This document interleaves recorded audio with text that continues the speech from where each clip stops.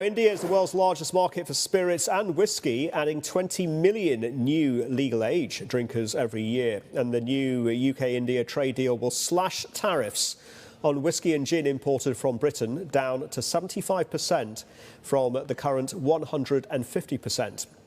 Scotch whisky already makes up a massive 81% of the nearly 11 million cases of alcoholic spirits India imports each year. That's according to the International Spirits and Wines Association of India. So what does this mean for homegrown Indian whisky brands? Let's find out. Delighted to say that Paul John is with us now, chairman of John Distilleries. Paul, welcome to the programme. And let's start with a bit of history first, if we may. India is the world's largest consumer of Scotch. We know that. And that was a colonial legacy, wasn't it? So it almost seems like we are coming full circle with this UK-India trade deal. Now, single malt whisky, fastest growing category in India. Where does that leave the next phase for Paul John, for John Distilleries? Yeah, with the new trade deal, I think it's going to be, a bit challenging for the homegrown, single malt whiskies that are operating in India currently. But I think it's fair enough to, bring the duties down a little bit, because I think we've been enjoying the ability to sell our products in the international market, at a lower import duty structure. So it is going to take some time for them to be able to, break the market, because, as you know, India is very complicated. Every state has its own law for liquor. So those things are going to take some time for them to sort it out. But yes, there will be a lot more of imported brands that are going to be coming at an affordable price. And we are ready to take on, because I think the quality is up there for all the Indian single malt whiskies. And I think it'll be a good, push towards everybody, promoting single malts. And I think the category will continue to keep growing faster.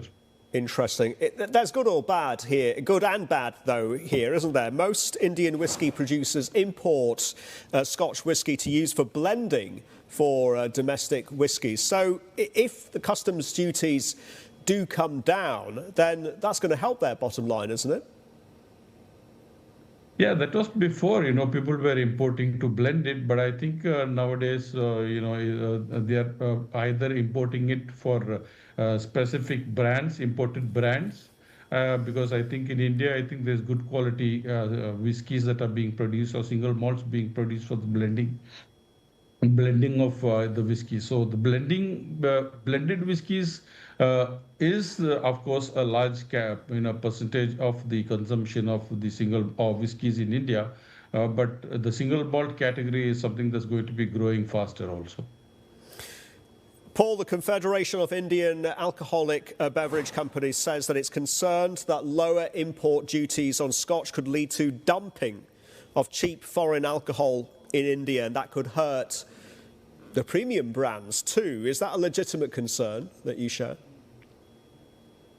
I mean, there is some concern that, there could be some kind of dumping that may go on. But overall, I think it's not really going to be something that we should be seriously worried about. I think our quality is up there, and I think the quality will speak for itself. And I'm not very concerned about those things. I see. So let's talk about access under this UK-India trade deal of Indian whiskies into the UK. Has that improved? Because the important issue here is reciprocal market access for Indian spirits in the UK and quite possibly into the EU as well. Or are there non-tariff barriers that still exist and that can still block Indian distillers from accessing these markets? Yeah, I think the way they have blocked the Indian, whiskey entering into, the country, be it in Britain or most of the countries internationally, is that they have, a law that says that, whiskey has to be matured in cask for a minimum of 3 years, or in some places it's 2 years. That's the challenge that we have, because one is that in India, whiskey, matures faster, evaporation is a lot more, and most of the whiskey sold in India are not matured in casks. So that's been a barrier that has been restricting Indians from selling abroad. that I don't think is going to change that much. We will have to start adapting to those kind of regulations that they are imposing on whiskeys.